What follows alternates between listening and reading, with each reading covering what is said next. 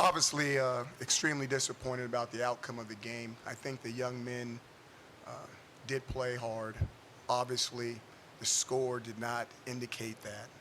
But in that locker room, we got a bunch of guys that are hurting, along with a bunch of coaches and a bunch of other people that are members of the family. We've got to find something to hang our hat on. We got to get into this break, and we've got to dig deep and find something out about ourselves, and hopefully bring something to the surface that we can be proud of the next time we step on the football field. Questions?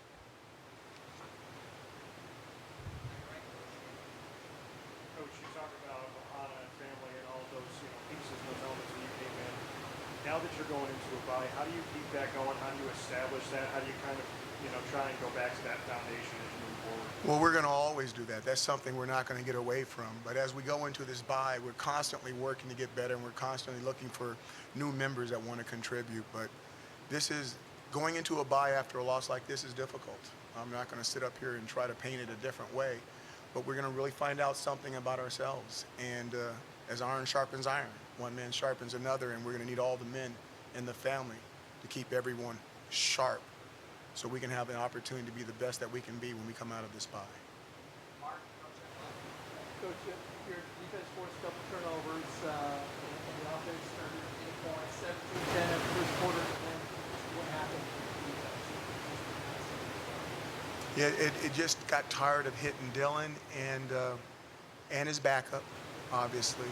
And then those play action passes they just break your back. You're in man coverage, and I would imagine that we were in man coverage. I haven't checked the tape, but when you play a running game like that, you're normally in a lot of man, and to have somebody just scot-free like that when somebody's got two sets of eyes watching them is disappointing. But we'll go back, we'll check the tape, and figure out what happened. But obviously, it wasn't very good.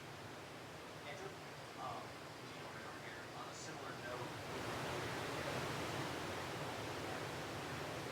Sort of thought that this week's maybe more guys, defensive line back and forth. Running the full that you also have guys who are what kind of circle is that balance?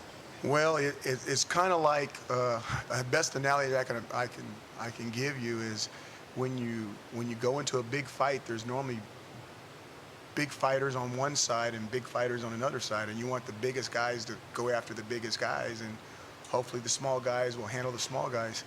The starters are the best guys to go after somebody like Dylan when you start going into twos and threes, and we rotated a lot of people. But you start going after those twos and threes, and when they hit him, it's just not the same. He just kind of mashes through them. They're not ready for that kind of impact. It's a heavyweight fighter versus a welterweight. And, so you want to stick with your starters as much as you can. There was rotations going on, but there wasn't enough. He just had too much for us. Is that something where you're just limited by who you have and you could rotate more, but you're going to make the defense worse, basically? We rotate it, but you can only keep your guys out there when they're fresh.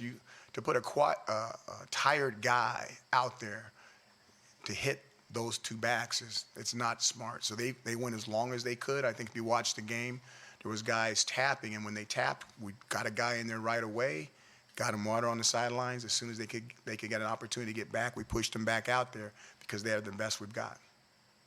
Jonathan, coach on your right. Coach, Jawar Jordan right over here. He had his first significant carries of the year. What went into that decision, and what do you see his future like for the rest of the year?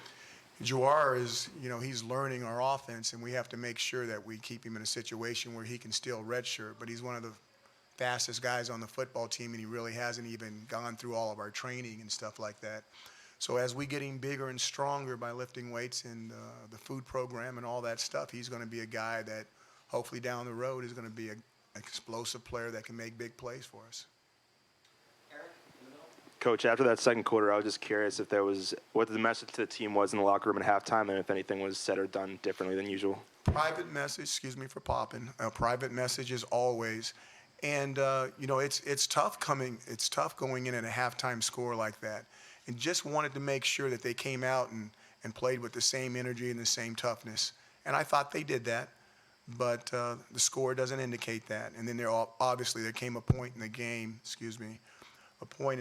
where the game was over and you needed to get some guys out because you still have 3 more games to play. Time for a couple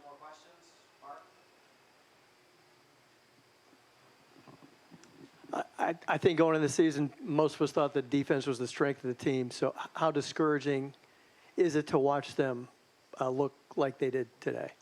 I don't know if I want to say the word discouraging. That is, they're one of the strengths of our team, so our strength against their strength. And their offense running the ball is really, really good. Those deep balls down the field obviously did not help because that, even though they were one-dimensional, it kind of made them two-dimensional by having deep touchdown passes.